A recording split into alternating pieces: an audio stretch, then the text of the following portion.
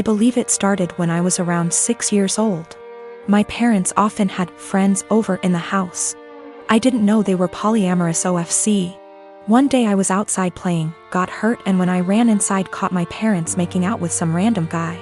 They told me they have other adults that they love and it's a completely normal thing. Me being a child just accepted that. They gave up being secretive and their partners would constantly be around, even joining on outings. I remember that on my 10th birthday they invited 3 of their partners, one of who I'd never seen before. And for the rest of the day my parents just withdrew from my party and hung out with them. I never saw them doing anything explicit again, but they would kiss their partners, hug them, make flirty comments. Something that would be normal between parents but with many more people. Sometimes I came home from school and my parents were gone and there was some random adult in our house. Some of them seemed surprised that my parents even had a child. I always hated it, but since my parents had told me this was normal, I assumed many adults probably did similar things and that it's just an adult thing all kids hate. Later they had less partners and eventually seemed to stop. Not that I'd know for sure. I moved out with 17. I didn't think about it anymore. A year ago I started therapy, other reasons. As usual the topic of my upbringing came up and it brought back many feelings I wasn't aware of. I realized that although my parents were always good to me, I had never really felt close to any of them and still have a lot of resentment, that they made me feel like I had to compete for my parents' attention with random strangers. A while ago, I visited them and they told me they are going to take part in a documentary about polyamorous families, and that the producers would like to include interviews with the children. So they would love if I could agree and tell everyone that polyamory doesn't mess kids up. All my resentment bubbled up and I said that I cannot agree because I would not be able to say anything positive. My parents looked shocked. I had never brought this up before, and asked why, and I unloaded all that I always felt pushed aside. We barely had any family time without strangers intruding. It turned into an argument and I became loud and yelled that the truth is it did me up and they shouldn't have had a child. My mother cried and my father said I should probably leave. So I left and was shaken up for the rest of the week, but also felt regret because I've never made my mom cry before. Later my father sent me a message that was like, "We are sorry you feel that way. Can we have a calm discussion about this soon?" Even though I tried to, it's like I can't reply. This argument brought something very emotional up in me. I'm at the gym today and I'm walking towards an empty squat rack. 10 feet in front of, and 1 foot to the right of my rack is another rack that a girl Belinda is doing squats on. While walking up I briefly noticed that her leggings are see-through, and when she bends down in her squats you can easily tell she's also not wearing underwear. That's not my business, that's her choice. But it made me uncomfortable to take a rack that was kinda behind her. I had been waiting my entire gym session for one of these racks to open up, and this was my last lift before leaving. So I went ahead and took it. I went through my workout as normal. After every set I check my phone for 5 to 20 seconds. I track every single set for every single lift in a spreadsheet to note how much I lifted and for how many reps. Sometimes I need to remind myself what I did last week to make sure I'm progressing. Sometimes I'm just checking the time. Sometimes I'm changing the song on my Spotify. Tonight specifically, there was a very important basketball game being played, so I wanted to keep up with the score. So I use my phone a lot at the gym. I finished my 3rd set when Belinda turns around and walks up to me, with her phone up yelling, "What the are you doing? Perv, stop pictures of me." I'm caught completely off guard, but I explain that I'm just taking notes on what I'm lifting. That I'm not paying attention to her at all. She's being extra loud so other people are looking at me, plus she's recording me, and she demands I go through my pics /vids to show her what I was recording, and I delete the ones I took of her. I try to again explain I didn't record anything of her at all. She's yelling that if I have nothing to hide I should have no problem showing her, so I insist on going to gym management. Once at the front we both explain our stories. She's still recording. The normal gym attendee asks me if I'm willing to show her, a neutral third party, my pics /vids. She also says if I have nothing to hide it's not a big deal and we can squash it right now. I refuse. I have my own uncensored pics in there plus those of my GF. I'm not gonna let anyone force me to show them for some bullshit. I do show her my spreadsheet which shows it's been revised over 15 times in the past 50 minutes. So that proves what I was using my phone for. That was received well, but they still expected me to prove my innocence. I told them they need to review the cameras. Apparently only the manager has access to them, so I was told he'd call me before the end of the night, in about an hour. My GF tells me I should have just let them look at my phone because she doesn't mind and it would have cleared this all up. But I mind. I get that someone wouldn't want someone taking pics of them. But violating my privacy to prove I wasn't taking pics of you crosses a line for me. Just talked to the manager. He checked the footage.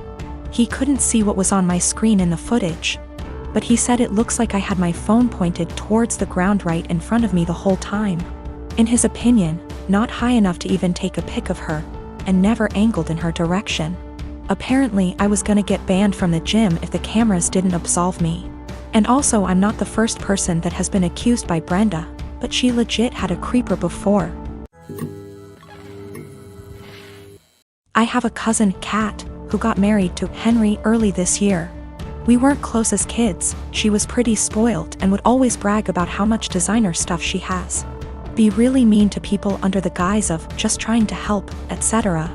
Don't go out of our way to interact with one another, but I do see her at family events and whatnot and we make small talk. I'm engaged to Chris, who is a software engineer. He's co-head of his department at work with 2 other people, not too long ago. Chris was telling me about how they had some new employees and one of them sounded really familiar. He told me the name and I realized it was Kat's husband. Also he and Henry hadn't met face to face yet. Kat and Henry had a huge wedding. It was really nice, but all she did for months is brag about how amazing her wedding was. The wedding stuff's died down now, so recently she started going on about how wealthy her husband is and what a great lifestyle they have. One of my other aunts celebrated her 50th about a week ago. I went with Chris and Kat was there with Henry. We were chatting and Kat was saying how Henry has a fantastic new job that pays even more than his previous one. Henry chimed in and said that they were already planning to buy a new house. Kat asked what Chris does.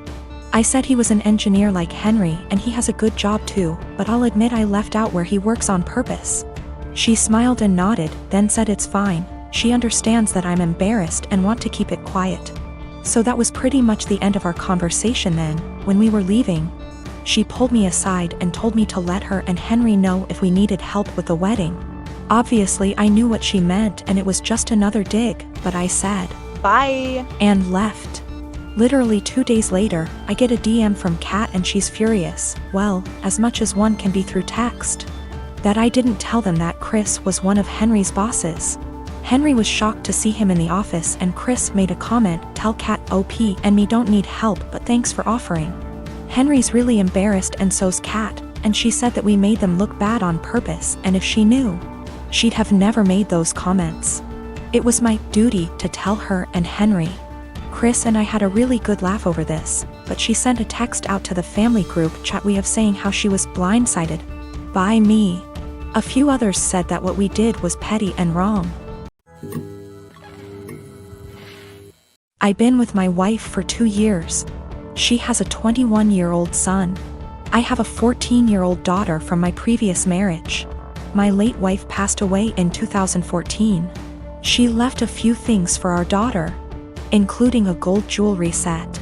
Her mom was devastated she didn't get to gift the set to our daughter on her wedding day.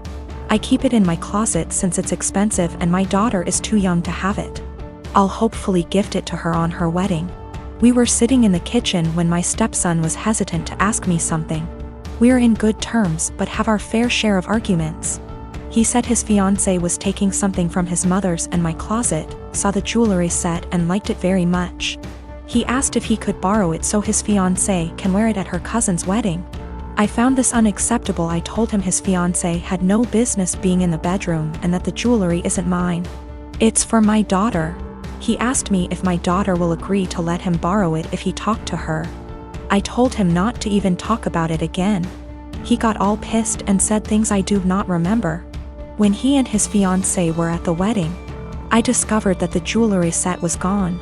I told my wife and we looked all over the house. I called my stepson to tell him about calling the police because I really thought someone stole the set. He said there was no need, that he borrowed it and will return it after they get back from the wedding.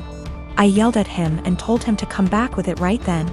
I kept calling him till 12 a.m. when he told me to stop calling and that he'd bring it in the morning. I couldn't sleep that night. I felt terrible. In the morning he showed up at 10 a.m. He didn't bring it and started stalling, saying he forgot he'd bring it the next day. At this point it was clear he gifted it to his fiancée and was stalling. I got so mad I told him I will be pressing charges if he doesn't return the set today. We got into an argument. My wife said his fiancée was the one who wanted the jewelry set. But he was the one who took it, and it's not even mine, it's my daughter's, which made it worse. Because I'm responsible for whatever happens to it. His grandparents berated me after I told them this and got mad and defended him when I said that I will be pressing charges. He stole and needed to be responsible for his actions. He didn't respond to my final calls, so now I've given him one last chance, and it's over. I pressed charges today. They're saying calling the police was extreme and cruel. They're all convincing me to back down. He was replying to me sarcastically when I said I'd get the authorities involved, and he didn't take me seriously. His mom said she tried to talk to him, but I had enough of him stalling, hoping I'll just let it go, so he can make his fiancée happy. I feel like an irresponsible idiot.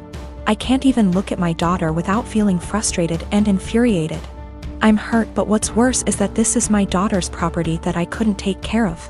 My wife allows them into the room, although I told her not to several times. They're not kids and there should be some boundaries.